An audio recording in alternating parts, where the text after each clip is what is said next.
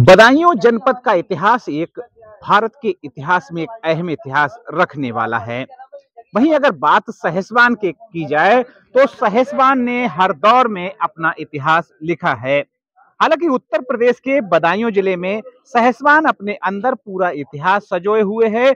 आज अगर हम बात करेंगे तो चाहे वो रामायण काल हो या खिलजी वंश हो या मुगल साम्राज्य, सहसवान ने हर दौर में अपना नाम इतिहास के पन्नों में दर्ज कराया है। तो आज हम बात करते हैं सरसोता की। जनपद में एक सरसोता भी है। बताया जाता है कि सरसोता में भगवान परशुराम ने अपने फरसे से धरती फाड़ के पानी निकाला था। उत्तर प्रदेश के सहसवान में स्थित एक ऐतिहासिक तीर्थ स्थल है। यहाँ कई कहानियां प्रचलित हैं। कहा जाता है कि हजारों साल पहले यहाँ बलशाली राजा सहस्त्रबाहु राज करते थे। लेकिन आज मैं आपको एक अनसुनी कहानी सुनाने जा रहा हूं। इंडियन हिस्ट्री का एक ऐसा हिस्सा जो बहुत कम लोगों को पता है। सहस्त्रबाहु असली नाम कार्तवीर्य अर्जुन एक बहुत ही ताकतवर राजा थे। वो हैहय वंश के थे और उन्हें उनकी अजीब शक्तियों के लिए जाना जाता था। उनके हजारों हाथ थे, इसलिए उन्हें सहस्त्रबाहु कहा जाता था। सुनने में तो ये कोई कहानी लगती है, लेकिन इतिहास में इसका जिक्र है। एक बार संत परशुराम के पिता जगदम्ब ऋषि के आश्रम से सहस्त्रबाहु ने उनकी कामधेनु गाय जबरन ले ली थी। अपमान का बदला लेने के लिए परशुराम ने यहां आकर सहस्त्रबाहु का वध कर दिया और उसका किला तहस नहस कर दिया था, जिसके अवशेष आज भी एक टीले के रूप में मौजूद है।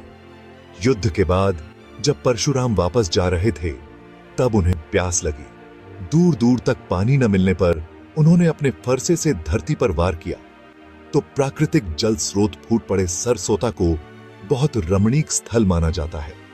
यहां हर साल फाल्गुन मास की एकादशी को मेला लगता है। यहां स्नान करने के बाद लोग मन्नत मांगते हैं और गोबर के सतिये बनाते हैं।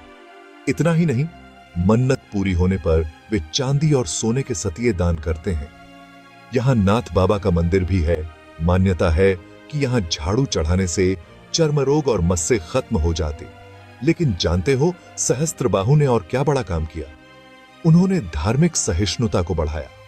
उनके राज्य में हर धर्म को इज्जत मिलती थी। लेकिन जैसा हर बड़े राजा की कहानी में होता है, सहस्त्रबाहु की जिंदगी में भी उतार चढ़ाव आए। रावण से उनकी लड़ाई और आखिर में हार, ये सब उनकी कहानी का हिस्सा हैं। लेकिन सहस्त्रबाहु का सरसोता हमेशा एक इंस्पिरेशन रहेगा। तो ये थी सहस्त्रबाहु और उनके सरसोता की कहानी।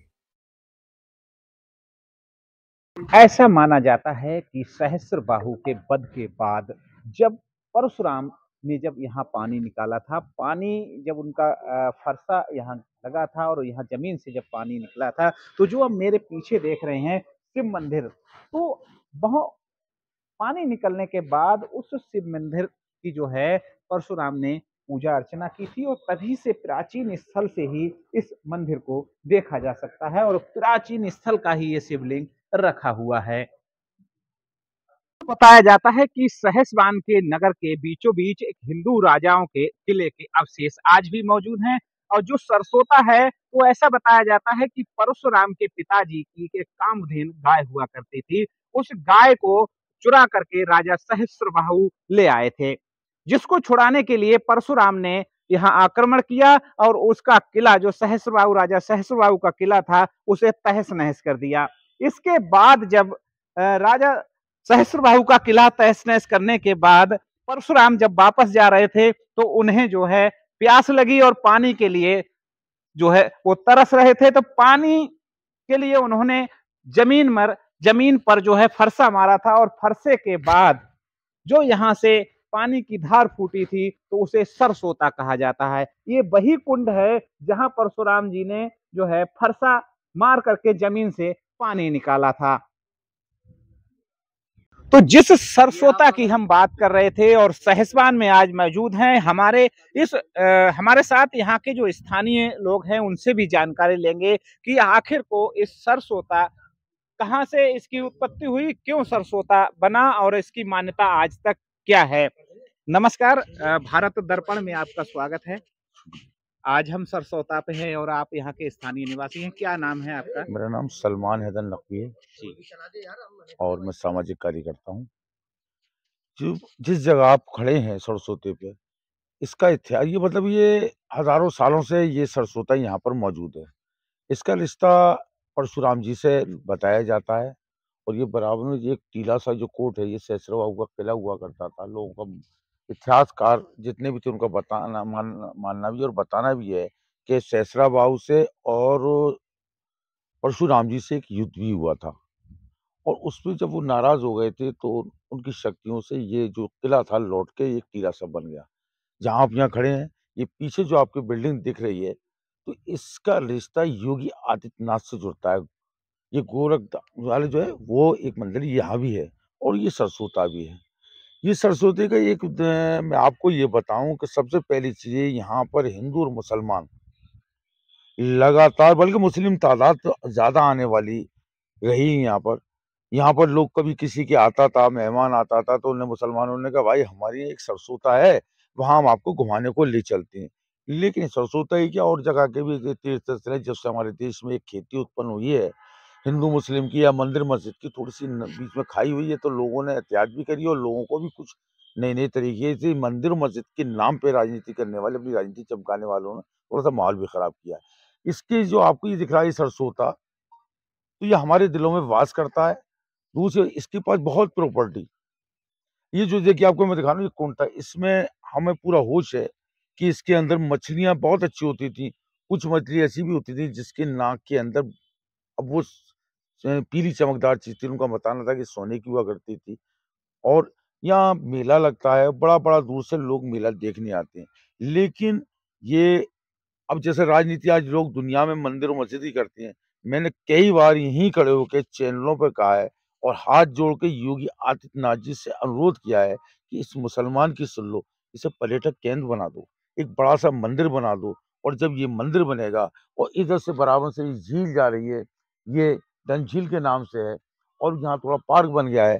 अगर ये डेवलप होगा, तो ये हिंदू और मुसलमान का नहीं, सहसवान का विकास हुआ, आम जनमानस का विकास होगा। इसमें गरीब लोग जितने होते हैं, खोंचे वाले, छोटे स्तर के, उनका पेट भरने का काम इस मंदिर और सरस्वती के ज़रिए से बनेगा। अच्छा, ले ये एक एक सवाल ये कि ये सरसोता इसका ये सरसोता नाम क्यों पड़ा?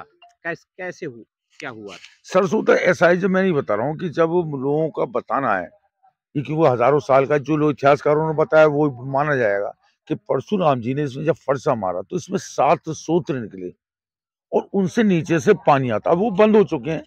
अब जब यहाँ पर कोई कार्यक्रम या कोई आयोजन होता है, तो इसमें पानी समर से छोड़ा जाता है, क्योंकि अगर इस तरह ध्यान करा जाए तो वो चीज़ ऐसा तो है नहीं कि सूत्र यहाँ के खुले ना। कुछ राजनीतिक लोगों ने जैसे अभी थोड़ा-थोड़ा काम कराया, ये बाउंड्री कराई, ये कराया, तो इससे थोड़ा-सा आपको दिखाई दे रहा है। इसके पास प्रॉपर्टी बहुत है। इसकी देख-रेख प्रॉपर्टी की तहसीलदार जो भी रहते हैं सहसवान और डीजे साहब, ये करती है कमेटी है। अब कमेटी कौन-कौन लोग हैं, कितना काम करते हैं, ये वो बेहतर जानते होंगे। इसकी कमाई कितनी होती है, ये या खेती से आती है, ये तहसीलदार या वो लोग जानते होंगे। हमारा तो ये कहना है कि इसका विकास होना चाहिए और ये विकास सरसोते का नहीं, हमारे सहसवान का विकास होगा, यहाँ के जनमानस का विकास होगा, यहाँ हिंदू और मुसलमानों का विकास होगा। और मैं एक चीज़ और आपको बता दूँ, ये जो एरिया, ये हमारे भाई लोग खड़े हुए हैं, ये जो खेत अब दिखाई दे रहे हैं, यहाँ पर केवड़े की बहुत बड़ी खेती हुआ करती थी और इस खेती की वजह से, ये खेती जो होती थी, केवड़े की खेती होती थी और सहसवान केवड़े के नाम से एशिया में मशहूर था। इस सरस्वती में जो इस ये यहाँ एरिया, पूरी एशिया में सहसवान, और फिर यहाँ पर फूलवारा हुआ करते थे। उसके यहाँ पर इत्र बनाया जाता था, बड़े-बड़े कारखाने थे। लेकिन सरकार की तरफ से जो भी सरकारें रहीं, उनका सहयोग नहीं रहा और जब सहयोग नहीं रहा, तो यहाँ के कारखाने बंद हो गए और ये तमाम खेती खत्म हो गई।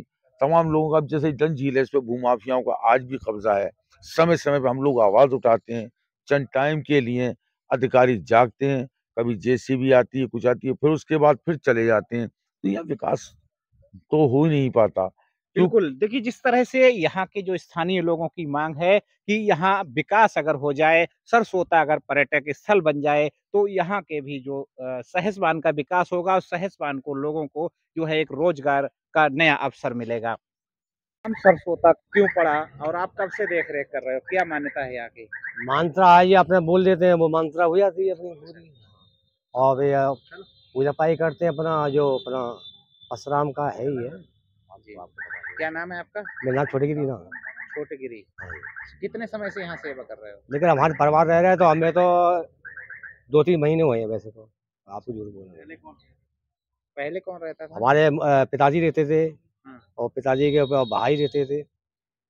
और एक कहाँ-कहाँ से लोग आते हैं सरसोता? बाबा का बरेली है, बांसबरेली है, रामपुर है, पीलीभीत है, लालपुरा है, ये सब हर यहाँ जगह जो से आते हैं। सरसोता कुंड है, इसमें स्नान करने से कौन-कौन से रोग बताते हैं दूर हो जाते हैं? रोग तो अपना ये झाझर हो जाता है, ये पूंजी है, कान बहरे हुए वो आपका बिल्कुल सही हो जाएगा। अभी तक आप देख रहे थे सरसोता का इतिहास क्या है, यहाँ के स्थानीय लोगों से जानकारी की। तो आज तक के लिए, अब तक के लिए बस इतना ही। आप देखते रहिए भारत दर्पण यूपी 24। नमस्कार।